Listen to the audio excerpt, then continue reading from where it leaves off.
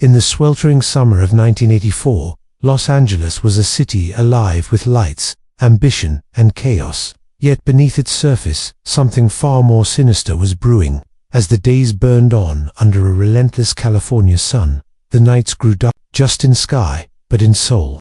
Fear was taking hold of the city, creeping into its corners and infecting the hearts of its people. Something evil was walking among them, slipping through alleys and across rooftops, watching, waiting. No one could see him coming, and when they did, was already too late. The media would eventually give him a name that sent shivers down every spine.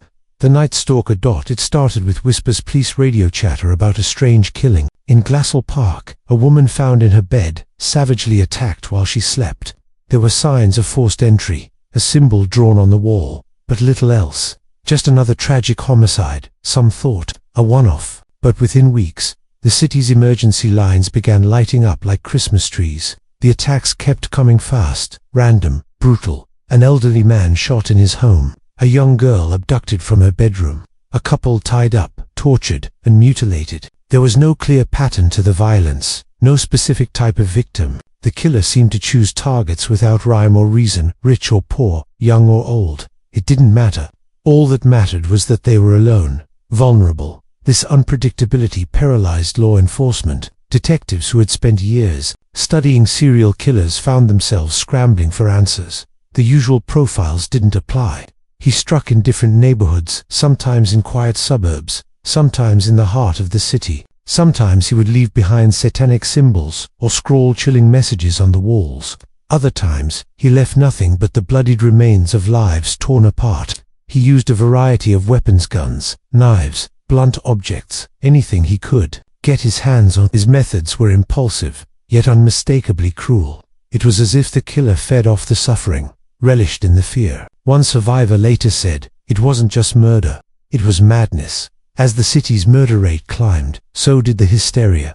The Los Angeles Police Department, already stretched thin by gang violence and drug wars, suddenly found themselves chasing a ghost. The media caught wind of the horror and gave it a face. The newspapers dubbed the unknown killer the Night Stalker, a name that quickly burned itself into the collective memory of the city. Local news anchors issued warnings nightly. Talk show hosts speculated about satanic cults and supernatural forces. Gun sales skyrocketed. Hardware stores couldn't keep locks and alarm systems in stock. People were sleeping with bats, knives, even frying pans under their pillows. Parents began sleeping in their children's rooms, and neighbors formed unofficial night patrols. But despite the precautions, the attacks didn't stop. In fact, they only grew more ferocious. For the victims who survived, the trauma was permanent. One woman recalled waking up in the dead of night to find a tall, gaunt man standing over her with wild eyes and rotting teeth. Breathing heavily, a pentagram scrawled on his palm. He said nothing, just stared, as if absorbing her fear. Another survivor, a teenager, described how the man broke into her home, tied her up, and whispered in her ear about Satan, about how death was freedom. These weren't just murders. They were psychological assault, ritualistic, dehumanizing, and deeply personal. But there was one major problem for investigators. The killer left behind few usable clues. No clear fingerprints, no fibers, no DNA evidence that could lead them directly to a suspect. He stole cars, ditched them, and disappeared. He seemed to know how to avoid detection, how to vanish before dawn broke. He was always one step ahead. Still, the detectives kept going. Task forces were formed, officers pulled overtime, analysts combed through crime scene photos and survivor statements. The city was bleeding, and law enforcement knew they had to stop the killer before more lives were lost. The FBI began consulting with LAPD, trying to piece together a profile. All they had was a vague composite sketch and a few partial shoeprints evidence that amounted to little more than a puzzle with missing pieces. Meanwhile, the killer walked among them. He stood in gas stations, he waited at crosswalks, he stalked through parking lots while the rest of the city locked itself inside. He watched news reports about himself with morbid curiosity, amused by the panic he'd caused. He knew they were hunting him, but he also knew he had time. And then came the moment when the killer made his first real mistake. A fingerprint. A single, overlooked print left on the rearview mirror of a stolen car used to flee a crime scene. The print matched a man already in the system, someone with a long rap sheet of theft, drug use, and violence. His name, Richard Ramirez, but the city didn't know that yet.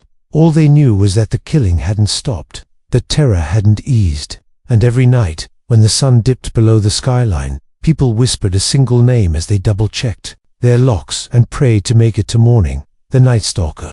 Long before the name Richard Ramirez sent waves of fear through the streets of Los Angeles, he was just a boy growing up in El Paso, Texas, one of 5 children born into a deeply troubled home. From the very beginning, his life was a canvas, painted with violence, instability, and darkness. The man who would one day be called the Night Stalker wasn't simply born evil, he was shaped by a series of traumatic moments, like an ever-tightening vice, squeezing out any last trace of innocence. Father Julian had once served as a police officer in Juarez, Mexico, but by the time Richard was born, Julian had turned into a volatile man, rigid and violent, quick to rage. His discipline wasn't the kind meted out by a concerned parent. It was the type that left bruises, cuts, and a deep sense of fear. Ramirez, the youngest in the family, absorbed it all. While his siblings tried to escape the chaos, he sank further into it. Night after night, he would disappear into cemeteries to sleep, not out of fascination with death, at least not yet, but because it was quieter among the dead than it was at home.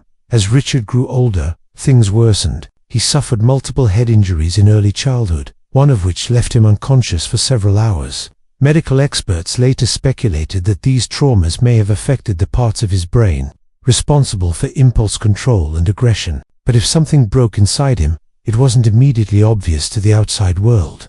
He was quiet, unassuming, and often ignored until his teenage years, when everything changed. At 13, Richard Ramirez met the person who would alter the course of his life forever: his older cousin Miguel, a Vietnam War veteran. To most, Miguel was just another broken soldier haunted by war, but to Richard, he was a god. Miguel would sit for hours, recounting gruesome war stories not of heroism, but of savagery. He proudly displayed Polaroid photographs of his time in Southeast Asia, women he had raped, enemies he had tortured, bodies he had mutilated. To a boy already drifting toward the edge, Miguel's stories weren't horrifying, they were mesmerizing. Miguel didn't just show Richard violence, he taught him to admire it. Then came the day that would sear itself into Richard's psyche forever. During a domestic argument, Miguel shot his wife in the face with a revolver right in front of Richard. Blood sprayed across the kitchen.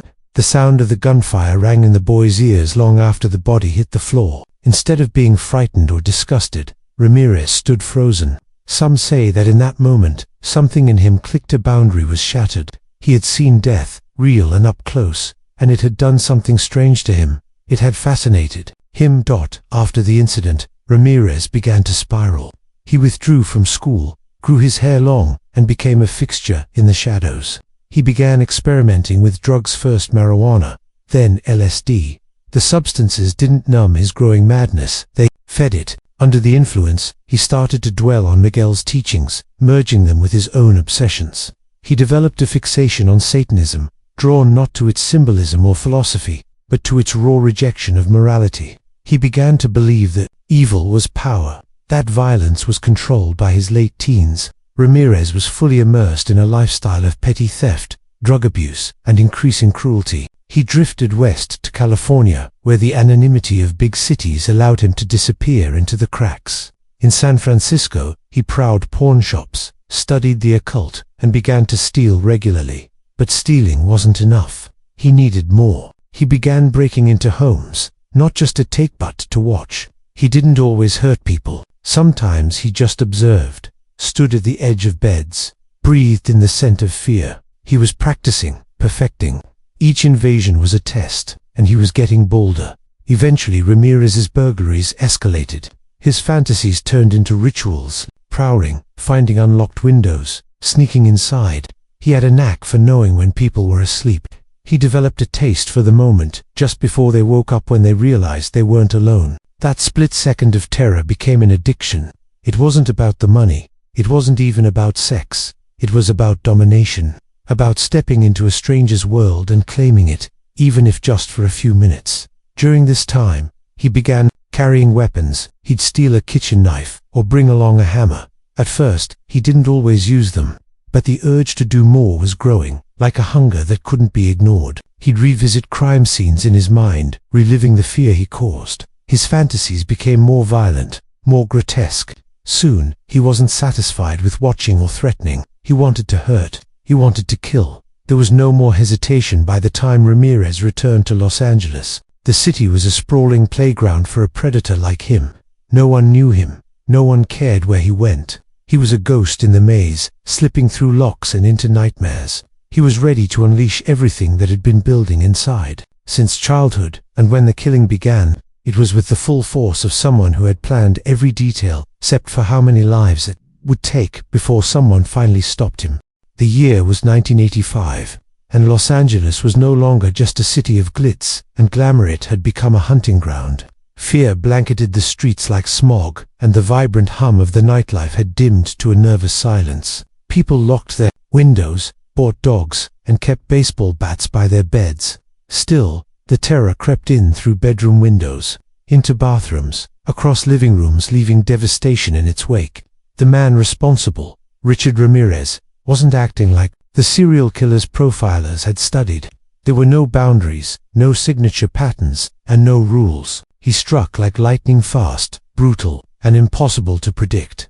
The first officially recognized murder linked to Ramirez was that of 79-year-old Jenny Vinco. She was found in her East Los Angeles apartment on June 28, 1984. Her body had been mutilated stab wounds, her throat slashed so deeply she was nearly decapitated. Detectives initially treated it as a burglary gone wrong, but even then, something felt different. It wasn't just the violence, it was the rage. This wasn't a calculated crime. It was a message. For almost a year, there was silence. Ramirez, still a transient drifter in the city, honed his craft quietly. He committed robberies, experimented with techniques, and studied the city's layout. He began choosing his victims not by type, but by opportunity. He wanted homes with easy access, ground floor windows, unlocked doors, or garages without alarms. He'd often follow people home from shopping malls or gas stations, watching them as they went about their daily routines, learning their schedules. He was meticulous, but his crimes remained chaotic, which made him all the more terrifying. In March of 1985, Ramirez erupted again. Day after day, the city was waking up to blood-soaked headlines. On March 17, 22-year-old Maria Hernandez was attacked outside her home in Rosemead. Ramirez shot her in the face at point-blank range, but by some miracle, the bullet deflected off her car keys. She survived. Her roommate, Dalo Kazaki, wasn't as lucky. She was shot and killed just moments later inside their home. Ramirez fled the scene, only to kill again less than an hour later. He pulled 30-year-old Cillian Yu from her car and shot her in the chest. She died the next day. 3 attacks, 2 deaths, one night. The city exploded in panic. The randomness of the crimes suggested there was no motive, no vendetized bloodlust. The LAPD, facing mounting public pressure, launched a task force, pooling resources from multiple precincts. But the killer wasn't done. Just 10 days later, Ramirez entered the home of Vincent and Maxine Zatzara. He shot Vincent in his sleep, and then turned on Maxine. The brutality escalated. Maxine had been stabbed multiple times, her body mutilated post-mortem. Ramirez gouged her eyes out and placed them in a jewelry box, an act so disturbing that even seasoned homicide detectives struggled to process what they were seeing. By this point, a pattern, if it could even be called, that was beginning to form. Ramirez typically struck at night, often breaking into homes through windows or unlocked doors. He used a variety of weapons, guns, knives, hammers, and never stayed long at the scene. He would ransack the house for valuables, often stealing jewelry or electronics. But it was clear that theft was never the primary motive. The violence was escalating, and the killer seemed to be feeding off the fear. What made things worse for investigators was Ramirez's unpredictability. Most serial killers stick to certain victim types, geographic areas, or kill methods. Ramirez shattered all of those expectations. He killed elderly couples and young children. He attacked in East LA, then suddenly in the San Gabriel Valley, then back in the city center.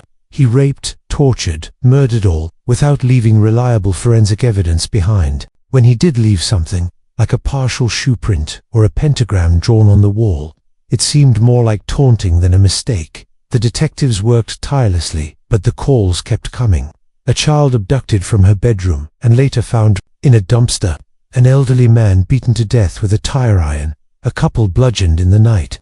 At some scenes, satanic symbols were found. At others, Ramirez forced his victims to swear allegiance to Satan before killing them. Some he let live, seemingly at random. These inconsistencies made profiling nearly impossible. As the death toll mounted, the media gave the killer a name, one that struck fear in every home across the state. The Night Stalker. The name fit like a glove. He was a fan in the dead of night, wreaking havoc, then disappearing like smoke. He seemed unstoppable. In public, Ramirez moved like a shadow. He wore dark clothing, often black, and kept his head low. Those who interacted with him during the day, a store clerk, a hotel maid, a pawnshop worker, described him as strange but quiet, intense but not overtly violent.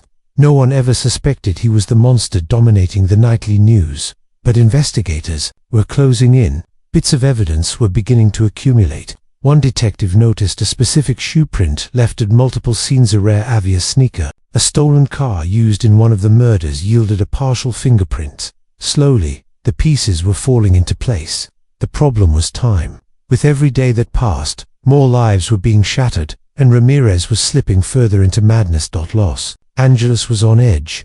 People didn't just fear being robbed or attacked, they feared being chosen. Because with the Night Stalker, there were no patterns, no preferences, and no mercy.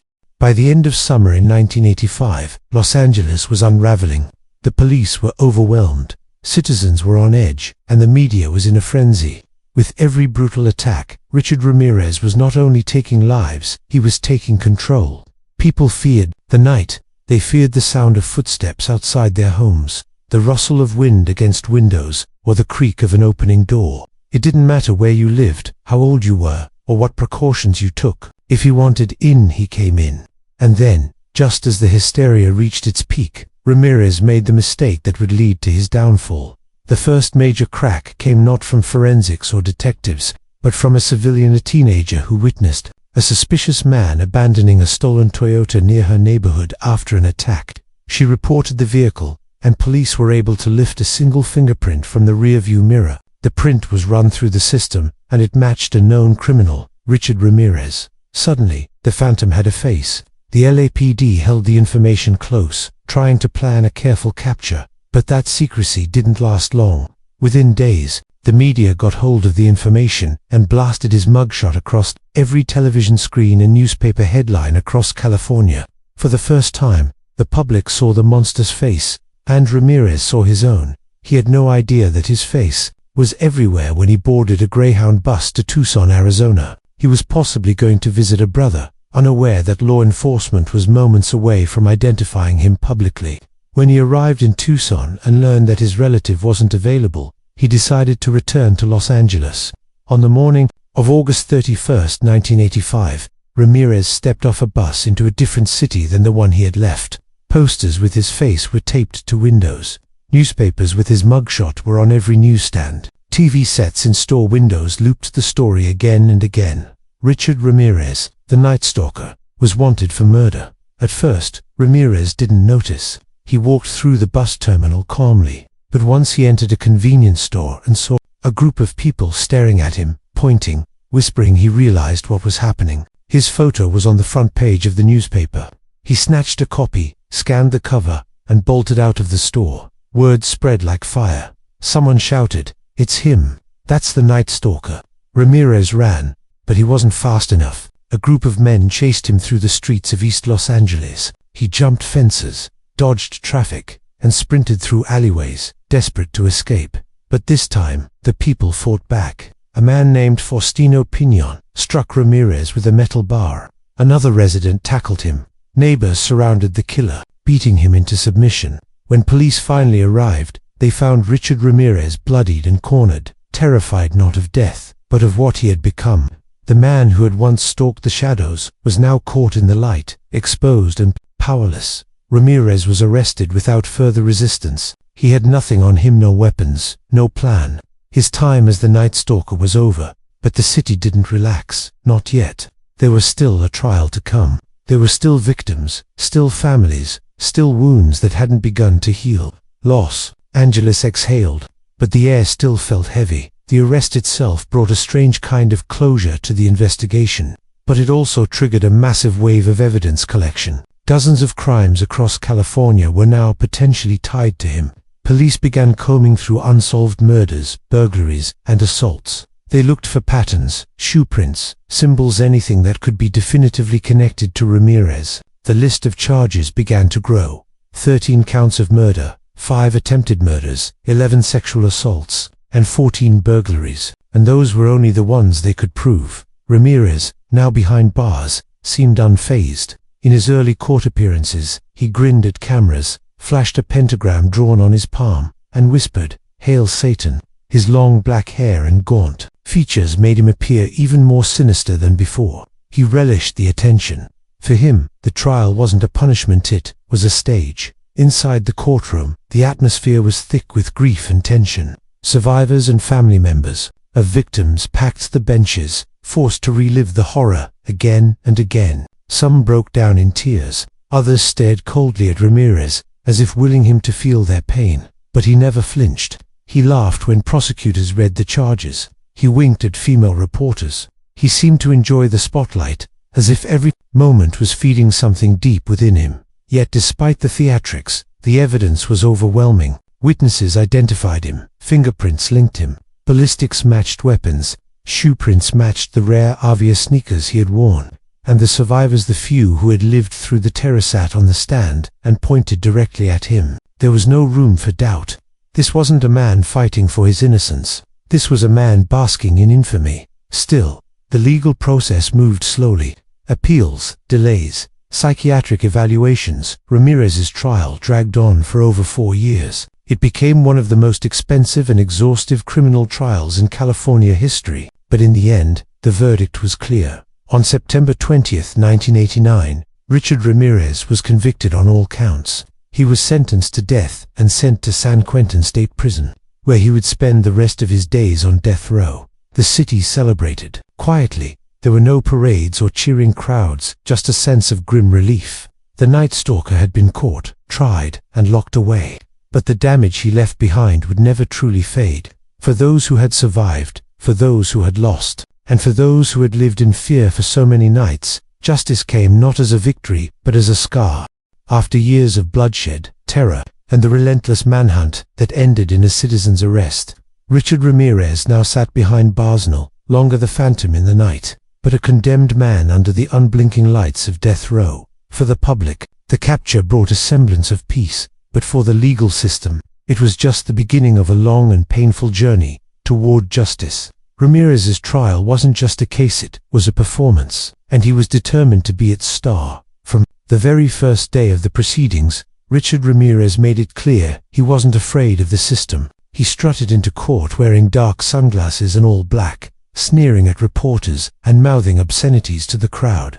At one hearing, he raised a hand to reveal a pentagram scrawled on his palm in ink and muttered into the microphone, "Hail Satan." The courtroom froze. To Ramirez, it was all theater. The murders, the suffering, the trial, none of it seemed real to him. He saw himself as larger than life, a figure of myth and darkness. His lack of remorse wasn't an act, it was his nature. But outside the courtroom, the weight of his crimes was crushing.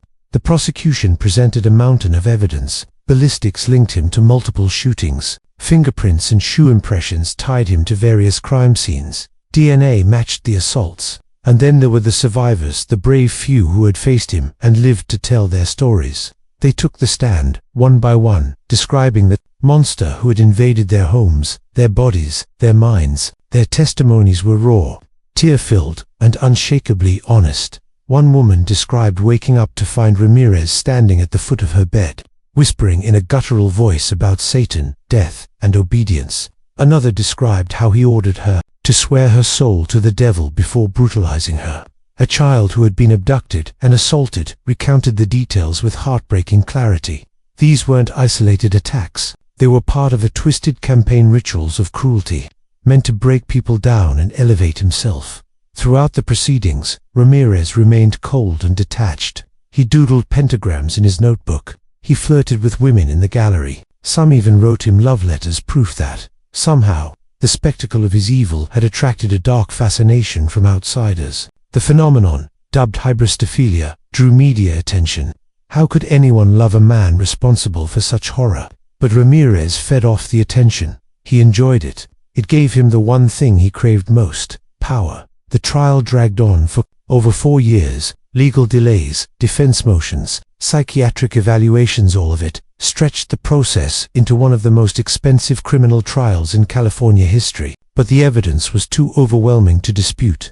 On September 20th, 1989, the jury delivered its verdict. Richard Ramirez was found guilty on 13 counts of murder, 5 counts of attempted murder, 11 sexual assaults, and 14 burglaries. The sentence, death.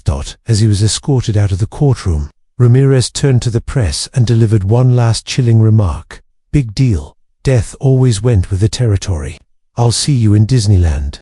The words didn't shock anyone anymore. By then, people had come to expect evil from him. He was transferred to San Quentin State Prison, placed on death row, and confined to a small, windowless cell. For many, it seemed fitting this man, who once roamed free through the night, now, surrounded by concrete and steel, his movements restricted to a few paces in each direction. But even in confinement, Ramirez remained a presence in the cultural imagination. He received fan mail. Some supporters even proposed marriage. The media periodically resurfaced his case, using his name as shorthand for unimaginable cruelty. In prison, Ramirez continued to portray himself as a devoted Satanist.